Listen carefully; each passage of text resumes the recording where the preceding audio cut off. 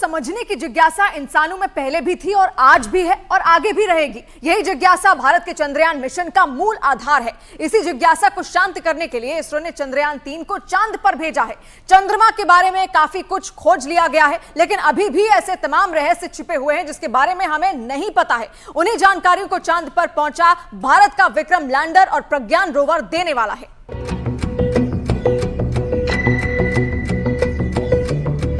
क्या ब्रह्मांड की उत्पत्ति का सनातन सत्य चांद की सतह में छिपा है? क्या चांद के धरातल का विश्लेषण ब्रह्मांड की अबूझ पहेली को सुलझाने का प्रवेश द्वार है?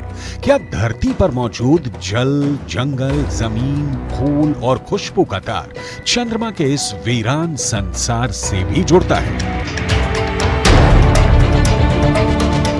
चांद पर पानी की खोज के बाद भारतीय अंतरिक्ष अनुसंधान संगठन यानी इसरो अब चांद पर जमी बर्फ का विश्लेषण करने में जुटा है। चांद की सतह की बनावट को समझने में लगा है। अभी तक चंद्रमा से जुड़ी कई हैरान कर देने वाली जानकारियां सामने आई हैं। दावा किया जाता है कि चंद्रमा की मिट्टी में कई तरह के खनिज हैं और यही वजह है कि चांद पर पहुंचने के लिए तमाम देशों में होड़ लगी है। चांद की सतह पर पानी होने के भी सबूत मिल चुके हैं। वैज्ञानिकों का मानना है कि चांद पर जीवन के सबूत भी मिल सकते हैं। अंतरिक्ष में चंद्रमा धरती का सबसे करीबी पड़ोसी है। पिछले 6 दशकों में इंसानों ने 100 से भी अधिक मून मिशन को अंजाम दिया है। सभी मिशन को कामयाबी नहीं मिली, लेकिन इन मिशन ने चांद को सबसे ज्यादा खोजा जाने वाला स्थान जरूर बना दिया। बावजूद इसके चंद्रमा हमारे लिए आज भी रहस्य बना हुआ है, क्योंकि उसके दक्षिणी छोर की पूरी सच्चाई से दुनिया अब तक अनजान है। We are looking for very exciting 14 days from now for Chandrayaan 3, and as Honorable Prime Minister has mentioned, it is not Chandrayaan 3 alone, it is for future scientific exploratory missions. This is the beginning of a golden era. विज्ञान कहता है कि चांद पर मिट्टी है, चांद पर पानी है। सवाल है कि अगर वहां मिट्टी भी है और पानी भी है तो जिंदगानी क्यों नहीं? क्या भारत का चंद्रयान 3 इस सवाल का जवाब पता करने वाला है? चंद्रमा पृथ्वी के चारों ओर चक्कर लगाता है, लेकिन हमें चांद का एक ही हिस्सा दिखाई देता है। चांद का दूसरा हिस्सा धरती से दिखाई नहीं देता। इसे चांद की डार्क साइड कहते हैं, जिसे धरती से देखना मुमकिन नहीं है। चंद्रमा का जो हिस्सा हमें धरती से नजर नहीं आता उसे वैज्ञानिकों ने चांद का डार्क साइड नाम दिया है। इसे डार्क साइड के अलावा फार साइड भी कहा जाता है। भारत के चंद्रयान 3 मिशन का मकसद भी इसी डार्क साइड पर रोशनी डालना है। यह डार्क साइड है चंद्रमा का दक्षिणी ध्रुव, जहां चंद्रयान 3 के लैंडर ने सॉफ्ट लैंडिंग कर इतिहास रच दिया है। चंद्रयान 3 का विक्रम लैंडर चांद के दक्षिणी ध्रुव पर उतरा है। चंद्रमा का यह हिस्सा उसका सबसे ठंडा इलाका है, क्योंकि यहाँ सूरज की रोशनी बहुत कम पहुंचती है। सूरज की किरण तिरछी पड़ने की वजह से चांद के दक्षिणी ध्रुव के ज्यादातर हिस्सों पर काफी अंधेरा रहता है। यही वजह है कि यहाँ का तापमान भी काफी कम होता है। अमेरिकी स्पेस एजेंसी नासा की एक रिपोर्ट के मुताबिक दक्षिणी ध्रुव के कुछ हिस्सों पर सूरज की रोशनी आती है। जहां सूरज का प्रकाश पहुंचता है वहां का तापमान करीब 54 डिग्री सेल्सियस रहता है, लेकिन चांद के दक्षिणी ध्रुव के ज्यादातर हिस्सों पर सूरज की रोशनी नहीं पड़ती और इस वजह से वहां का तापमान -248 डिग्री सेल्सियस तक पहुंच जाता है।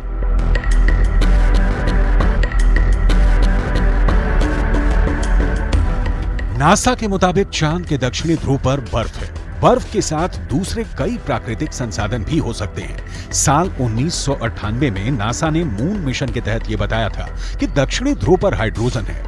नासा का दावा है कि अधिक मात्रा में हाइड्रोजन होने की वजह से वहां बर्फ की संभावना है। इसके अलावा चांद के दक्षिणी ध्रुव पर बड़े-बड़े पहाड़ और कई गड्ढे हैं। चंद्रमा पर नजर रखने वाले वैज्ञानिकों की माने तो चांद के दक्षिणी सतह पर कई सारे गड्ढे ऐसे भी हैं जहां अरबों साल से सूरज की रोशनी नहीं पड़ी है। ऐसे में चंद्रयान 3 का चंद्रमा के ऐसे इलाके में जाना और जानकारी जुटाना अब तक के हुए सभी मून मिशन के बीच मील का पत्थर जैसा है और स्पेस साइंस की दुनिया में यह ऐसा करिश्मा है जिसे अभी तक कोई देश नहीं कर सका था। चांद के दक्षिणी ध्रुव वाले हिस्से में बड़े बड़े क्रेटर हैं, जिन्हें आम बोलचाल की भाषा में गड्ढा कहा जाता है। ज्यादातर गड्ढे ऐसे हैं जहां अरबों साल से अंधेरा है। अमेरिका के नासा के मुताबिक घुप अंधेरे के बीच यहां बर्फ का जमाव हो सकता है। अंदाजा ये भी है कि चांद के दक्षिणी ध्रुव पर अरबों सालों से पानी बर्फ के रूप में जमा हो सकता है, जिसके अध्ययन से सौर मंडल से जुड़े और भी कई रहस्य खुल सकते हैं।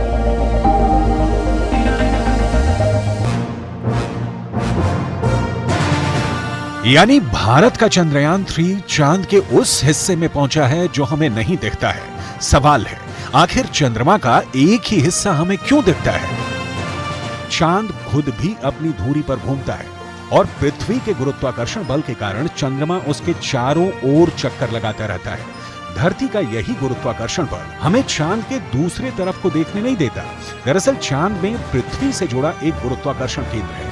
गुरुत्वाकर्षण केंद्र चांद के बीच में नहीं बल्कि उस हिस्से में है जो धरती की तरफ है। पृथ्वी का गुरुत्वाकर्षण बल चांद को अपनी तरफ खींचे रखता है। इसी वजह से चांद एक ही स्थिति में धरती के चारों तरफ घूमता रहता है और चंद्रमा का दूसरा हिस्सा धरती से नजर नहीं आता।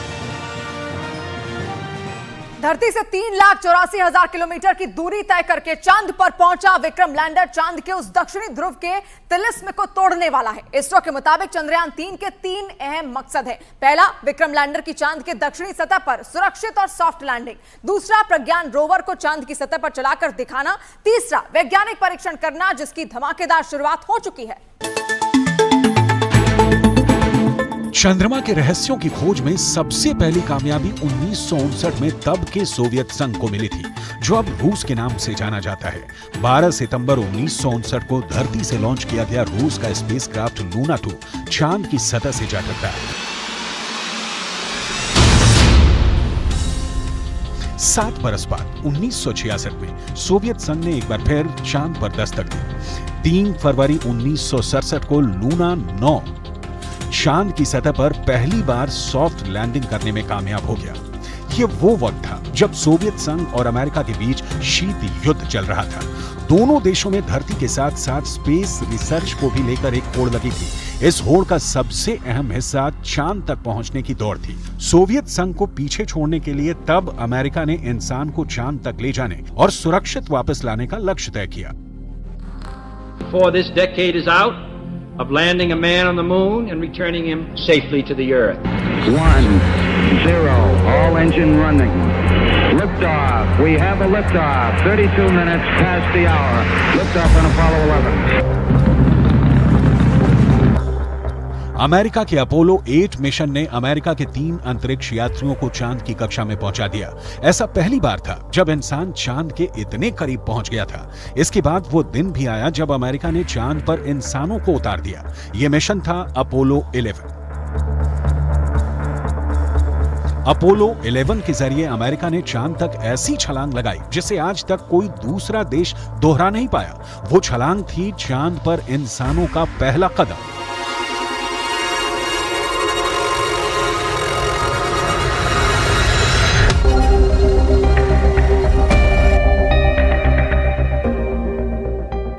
जुलाई 1969 को अमेरिका के अंतरिक्ष यात्री नील आर्मस्ट्रॉन्ग चंद्रमा पर पैर रखने वाले पहले इंसान बने थे।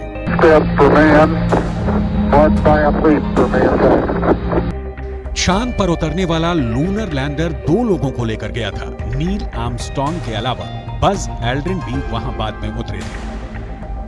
अपोलो 11 मिशन ने चांद से मून रॉक्स लाकर एक अलग इतिहास रचा। अपोलो 11 मिशन के दौरान करीब 22 किलो सामान चंद्रमा से लाया गया था। इसमें तकरीबन 50 चांद के चट्टानों के टुकड़े और चांद की मिट्टी शामिल थी। चांद पर पहुंचने की स्पेस रेस आगे भी चलती रही। इस दौड़ में यूरोपियन एजेंसी, जापान, यहां तक कि चीन भी कूद पड़ा। लेकिन मून रिसर्च में अगली कामयाबी भारत को मिली। वो कामयाबी थी चांद की सतह पर पानी की खोज की।